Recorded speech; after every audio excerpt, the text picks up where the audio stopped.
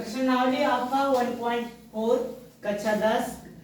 आप देखिए आपका क्वेश्चन है परिमेय संख्या का दशमलव प्रसार शांत है अथवा आसान। आपका एग्जाम में 1 नंबर वो विकल्पी भी आ सकता है या तो 2 नंबर का आ सकता है। आपके प्रश्नावली में इसमें परिमेय आपको याद रखना होगा। 1.6 क्वेश्चन के पहले परिमेय दिया है और 1.7 कहता a बटा b परिमेय संख्या है जहां a b सह अभाज्य संख्या तथा q का अभाज्य गुणनखंड 2 पावर n 5 पावर n के रूप का हो जहां n और m ऋणोत्तर पूर्णांक है या पूर्ण संख्या कह सकते हैं। तो परिमेय संख्या का दशमलव प्रसार शांत होगा। वही क्वेश्चन आपका परिमेय उसी का ठीक उल्टा है। यदि a बटा b परिमेय संख्या है जहां a b सह अभाज्य संख्या q का अभाज्य गुणनखंड 2 पे घात n 5 पे घात m के रूप का हो का ना हो तो परिमेय संख्या का दशमलव प्रसार आसान होगा। इसका मतलब एक चीज आप लोग जानते हैं, कोई भी संख्या हो 2 से 5 से या 10 से विभाजित हो जाता है तो 10 का गुणनखंड क्या होता है 2 5। 10 का गुणनखंड क्या होता है 2 गुणे 5।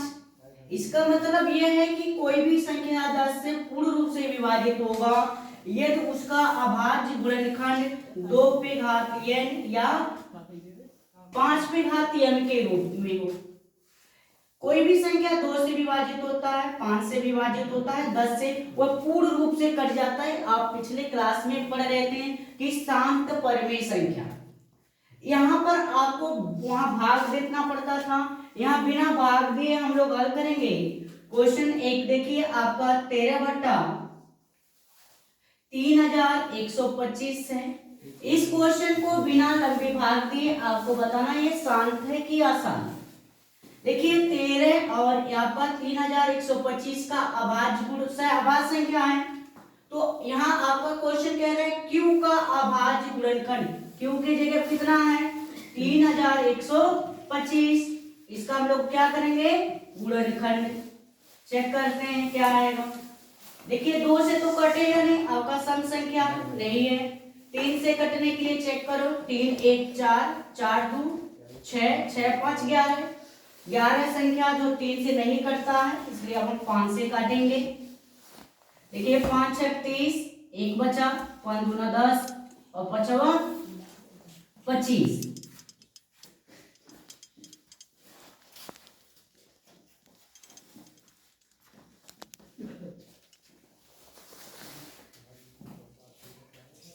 ये देखिए आपका 3125 का अभाज्य गुणनखंड मिला तो 3125 का अभाज्य गुणनखंड 1 गुणे 5 गुणे 5 गुणे 5 गुणे 5 कितनी बार है टोटल 5 बार है। इसको घातांक के रूप में कैसे लिख सकते हैं 2 पे घात 0 लिख दे और यहाँ 5 पे घात क्या लिख देंगे 5। तो आपका 3125 का अभाज्य गुणनखंड 2 पे घात 0 गुणे 5 पे घात 5 है।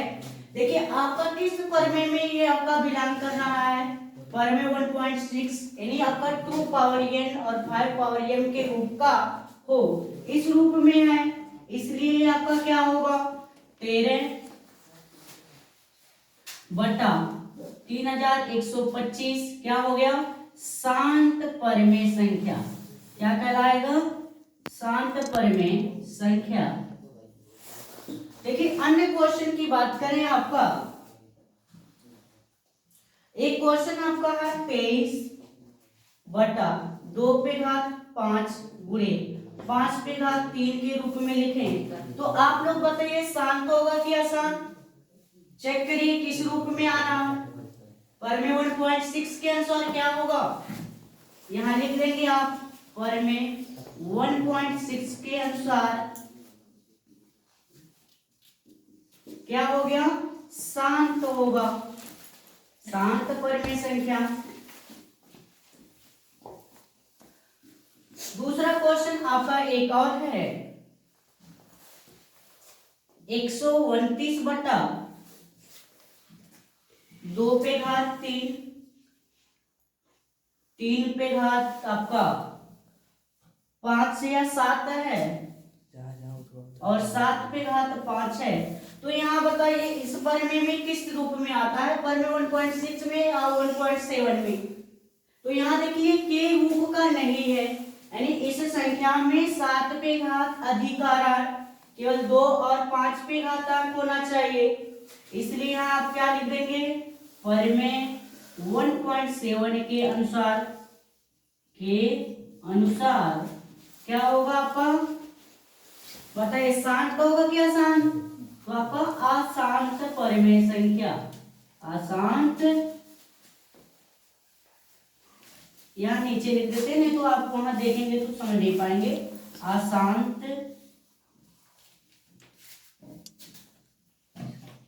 परिमेय संख्या है।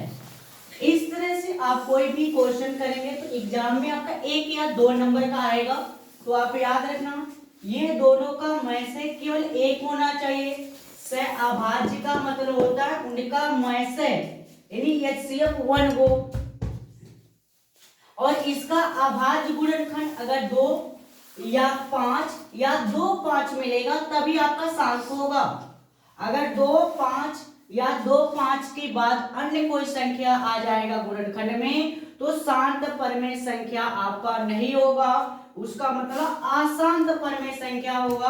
आप इस तरह से सभी क्वेश्चन को हल कीजिएगा, आपका एग्जाम में 1 नंबर या 2 नंबर का आ सकता है, ठीक है। और